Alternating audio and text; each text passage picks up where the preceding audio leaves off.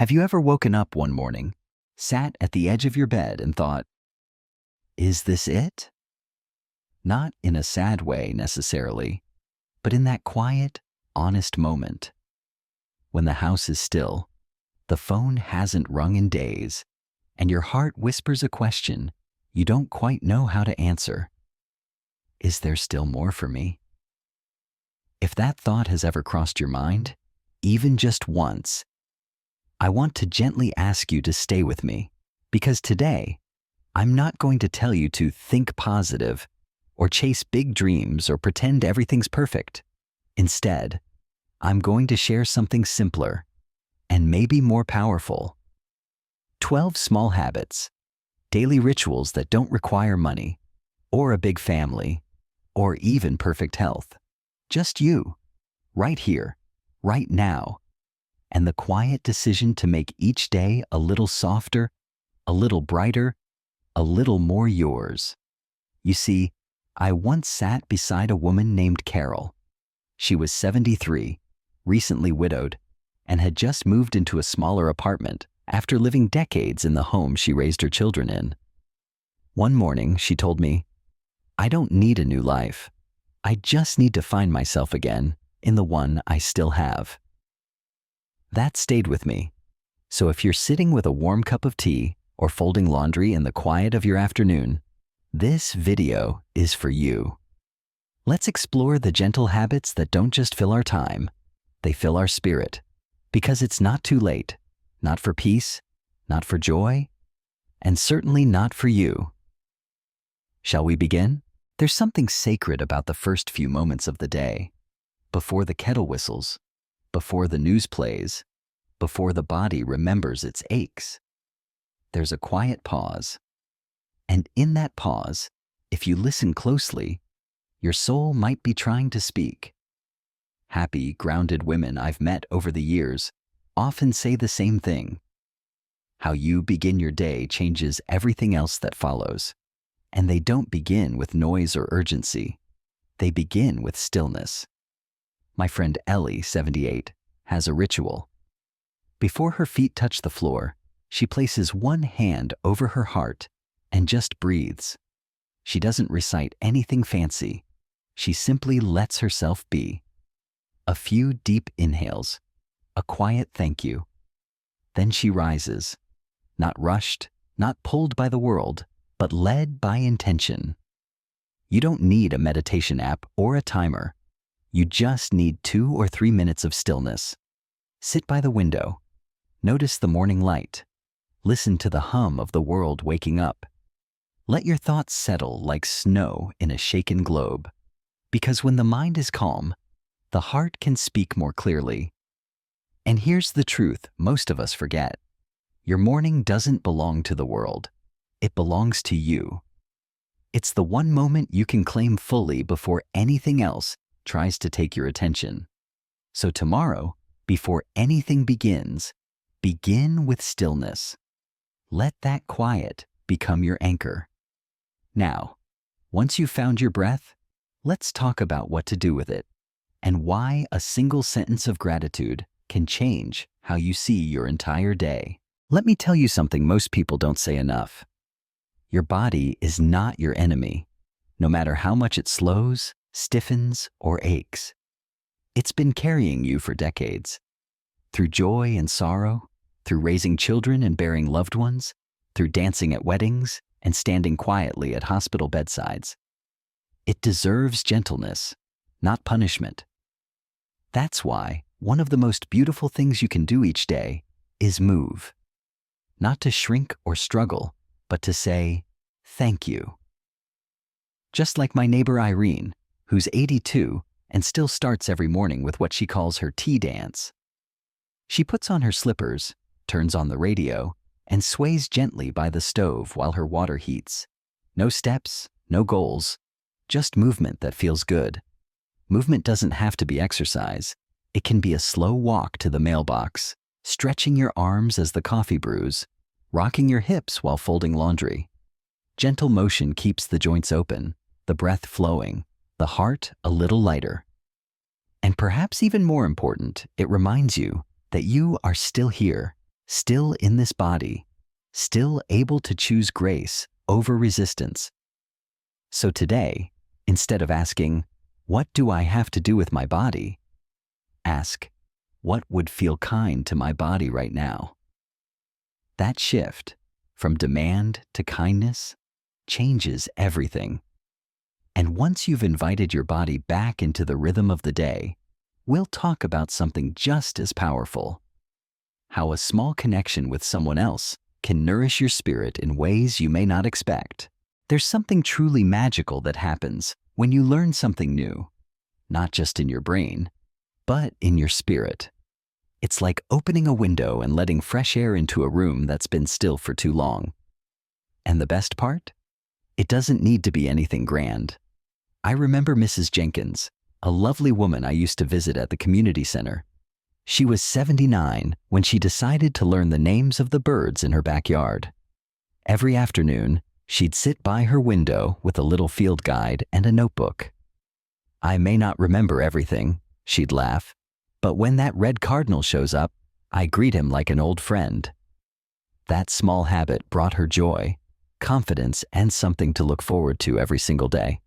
See, learning doesn't have to mean enrolling in a course or mastering a new skill. It can be as simple as looking up a recipe you've never tried, learning a new word and using it in a sentence, or asking your grandchild to explain how their phone works. And really listening. The brain, much like the heart, thrives on being engaged. And each time you challenge it, even gently, you remind yourself, "I'm still growing. I'm still curious. I'm still alive." So maybe today you learn one new thing, just one. And maybe tomorrow you teach it to someone else. Because learning isn't just about information. It's about staying connected to life. Now, with your mind warmed up, let's turn to something just as nourishing: the quiet joy of nourishing your body. Not just with food, but with love. There's something deeply comforting about hearing your own name said aloud by someone who means it. Even a simple, "Hello, Doris," from the mailman, or "How are you today?" from the lady at the grocery store can remind us that we are seen, that we still matter in this fast-moving world. I think of Mr. Harold, a retired school teacher I once knew. Every morning, without fail, he'd walk to the park, not for exercise, but to see the same group of regulars sitting by the fountain. "We don't talk about anything important," he told me once, "but it feels good to be expected, to be missed if I don't show up." That was his lifeline, a thread of belonging in a world that can grow quiet far too quickly. As we age, it's easy to withdraw, especially when friends move, loved ones pass, or days blur together. But human connection, no matter how small, is as vital as food or sleep. A short chat with a neighbor, a quick phone call to a niece, even a smile exchanged at the pharmacy. These little gestures are threads that weave joy and meaning into our lives. And the beauty is, you don't have to wait for someone to reach out. You can be the one to say hello first. You can write a letter, leave a kind note, or simply wave at the boy walking his dog. Because every moment of connection reminds us we're part of something bigger. And when you feel connected, even in tiny ways, you begin to see the beauty in life again. And speaking of beauty, let's talk next about the power of surrounding yourself with small, lovely things that brighten your day from the inside out. There's a kind of quiet that settles in the evening, not just in the world, but in our hearts. The dishes are done, the phone has stopped ringing, the sun has dipped low, and we're left with ourselves. That's when the gentle habit of reflection becomes more than a routine. It becomes a soft conversation with the soul. I remember an older woman named Carol, who kept a small notebook by her lamp. Every night, before bed, she'd write down one sentence, just one, about the day. Sometimes it was joyful. "My rosebush bloomed today." Sometimes it was tender. "I missed Paul more than usual." But every note gave her life shape. "It helps me not lose track of myself," she once said. Reflection isn't about reliving every detail or judging how the day went. It's about honoring it, acknowledging what mattered, letting yourself feel what needs to be felt. It's a way of saying, this happened, I was here, it meant something. And science agrees, even a short evening reflection can reduce anxiety, improve sleep, and deepen our sense of meaning. Because when we pause to reflect, we give ourselves permission to grow. So tonight, maybe take a moment just for you. Sit quietly with a cup of tea, light a candle, or simply close your eyes and ask, what touched my heart today? What did I learn? What did I handle with grace? And as we close the day gently, let's open our hearts to tomorrow. And that begins with something simple, creating a world around you that feels beautiful, no matter how small. Let's explore that next. There's a kind of beauty that doesn't shout. It doesn't cost much. It doesn't need approval. But it has the power to soothe us deeply, especially in the quiet corners of our lives. I'm talking about the beauty we create around us, not with money, but with intention. Years ago, I visited a patient named Dorothy. She lived alone in a modest one-bedroom apartment. The walls were thin, the furniture was worn, but on her windowsill, she kept a little vase with a single fresh flower, always fresh, always changing. Next to it, a photo of her late husband and a small ceramic bird her granddaughter had made. She smiled as she showed me. "It's not much," she said, "but it's mine, and it makes me feel whole." That's the heart of this habit, surrounding yourself with the little things that remind you of who you are, what you love, what gives you comfort. It could be a soft throw blanket, a candle with a scent that brings back memories, a bowl of lemons on the table, or a few cherished photos framed with care. And it's not just sentiment. Studies show that beautiful, calming surroundings can lower stress, improve focus, and even reduce feelings of pain. Because when our space feels warm, safe, and personal, our nervous system responds with peace. So tonight, take a look around. Is there a corner that could hold a plant, a photo, or a little light? Something that when you see it, you breathe just a little easier. Because when your home feels like a gentle hug, even the hard days become more bearable. And that warmth you create, it's something to celebrate. Which brings us to a final habit that many forget, but deeply need. Let's talk about honoring our small victories. One of the most healing things I've ever seen didn't happen in a hospital or a therapy room. It happened at a grocery store. A woman, maybe in her late 70s, reached for a can on the top shelf, just a bit out of reach.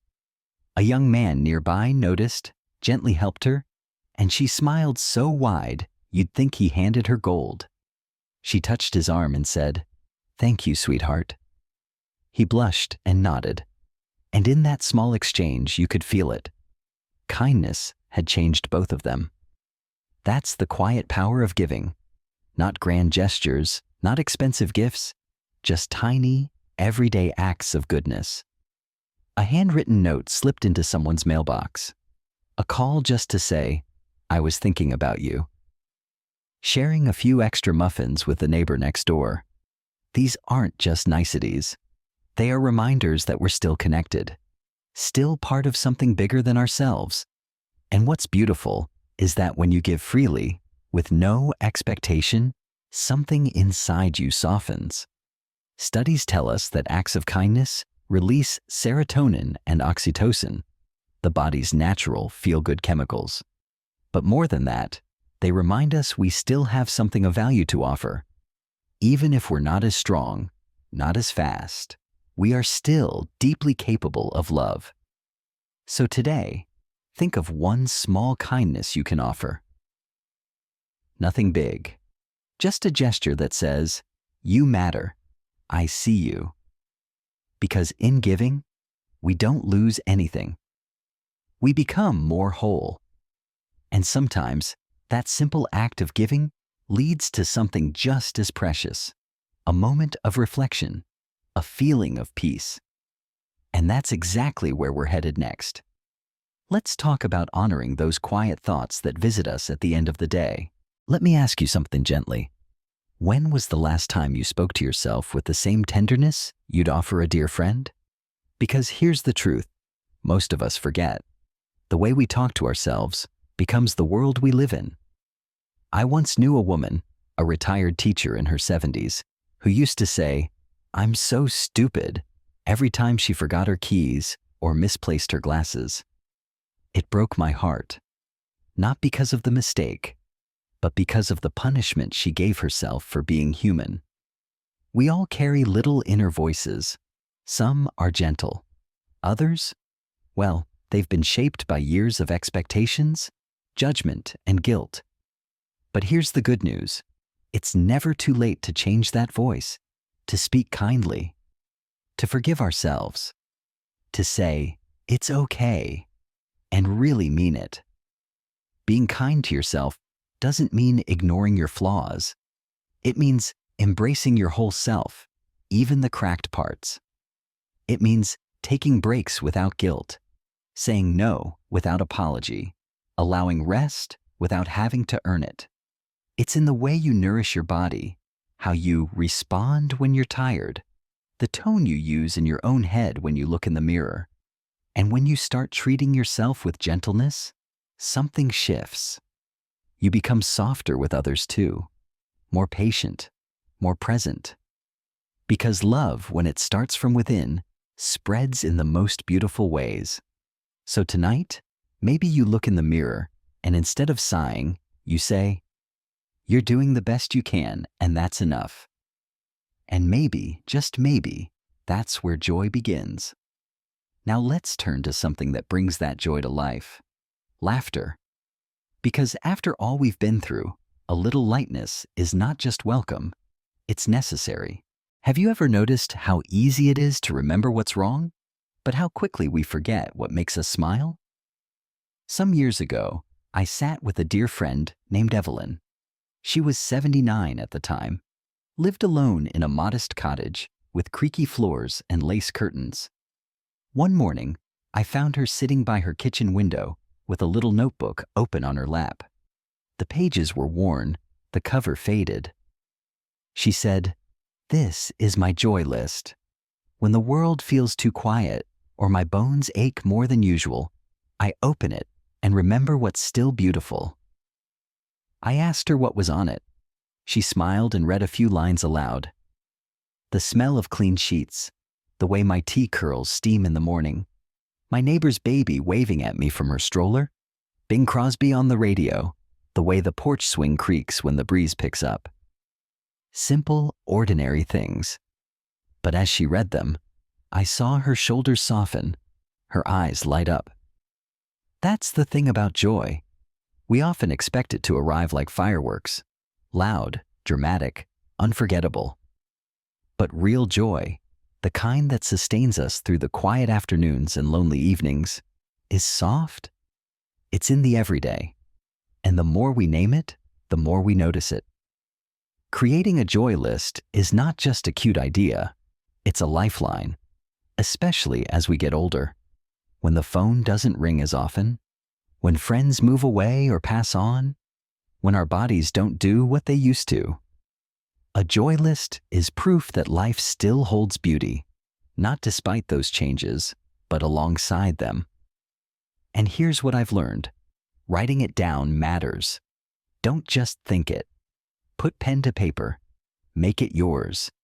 Include the tiny things, the smell of lemon zest, the feeling of warm socks, a kind word from a stranger. You may be surprised how long the list becomes. So today, maybe right after this video, take 10 minutes. Find a quiet spot, pour yourself a cup of tea, and begin your own joy list. Don't worry about making it perfect. Just make it real. Start with 5 things, then 5 more next week.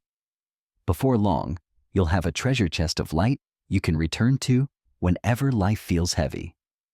And now, let's take this light with us as we move into our final reflection.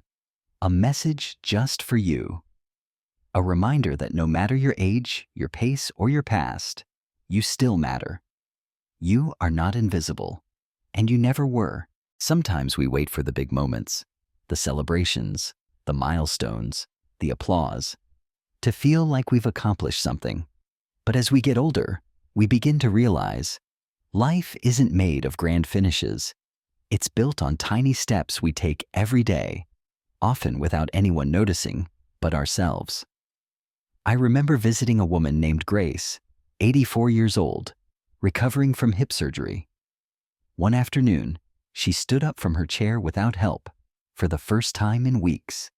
She looked at me with tears in her eyes and whispered, "It may not seem like much, but to me, this is Everest." And she was right. That one step held months of effort, courage, and quiet determination. That's why celebrating small victories is so important. Whether it's finishing a load of laundry, remembering to take your pills, going for a 10-minute walk, or simply getting through a tough day, these things count. They are proof that you're still showing up for life, even when it's hard. We live in a world that tends to overlook the quiet wins, but your body notices. Your spirit does too. When you pause to say, "I did that," you remind yourself that progress is still possible, that you're still moving forward, and that acknowledgement, even whispered to yourself, is powerful. Here's a little idea. Keep a victory jar in your kitchen or bedroom. Every evening, write one small thing you accomplished that day on a slip of paper and drop it in. On hard days, reach in and read a few. You'll see just how strong and capable you really are. So tonight, before the day ends, take a moment to honor one thing, however small, that you did well. You deserve that recognition. You've earned it.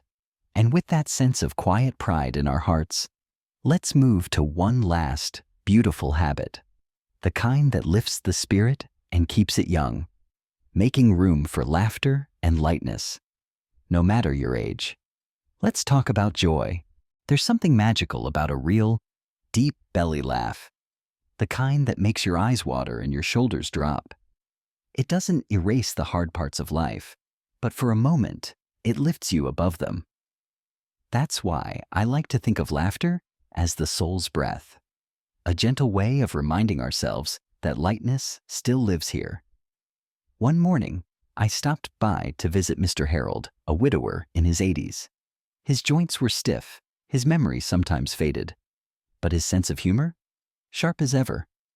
As I poured tea, he told me, "Every day, I try to laugh at least once, even if I'm the only one in the room." He had a stack of old comedy records, worn thin from use. "Laughter," he said, "it keeps me human." And he was right. Science tells us laughter lowers blood pressure, reduces stress hormones, even boosts immunity. But more than that, it helps us reconnect with others, with ourselves, with the joy we sometimes forget we still deserve. So, how do we bring more of it into our lives? Watch a favorite old sitcom. Share a silly joke with your grandchild. Laugh at your own forgetfulness when you walk into a room and can't remember why. It doesn't have to be perfect. It just has to be real. Because when you laugh, your heart remembers something your mind might have forgotten. That joy, even in its simplest form, is healing. And that's a gift you can give yourself daily, no matter your age, your aches, or your story. So breathe it in.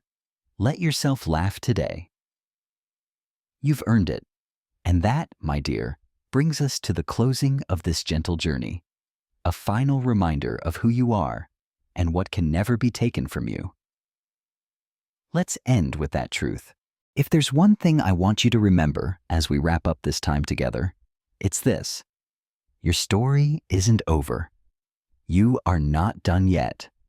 I know the world may sometimes treat you like your best years are behind you, like you're meant to step aside quietly and fade into the background. But that's a lie, a dangerous one. Because every breath you take, every morning you wake up, is another chance to begin again. I once spoke with a woman named Louise, 87 years old. She had just started painting, something she'd always wanted to try, but never had the time or courage for. She showed me her first canvas, hands shaking with a mix of pride and fear. "I'm not very good," she whispered. But to me, it was beautiful. Because it wasn't about being good. It was about being alive, about daring to create, to express, to still choose joy. And that's what I want for you. To know that as long as your heart is beating, there is purpose in you. Maybe that purpose is small. Tending to your garden, calling a friend, whispering encouragement to yourself when no one else hears. But don't mistake small for unimportant. Sometimes the smallest acts are the ones that leave the deepest marks. So if today feels quiet or hard or ordinary, that's okay. Just don't forget, you still matter. You're still growing. You're still deeply, beautifully alive. You're not done yet. And I, for one, can't wait to see what your next chapter holds.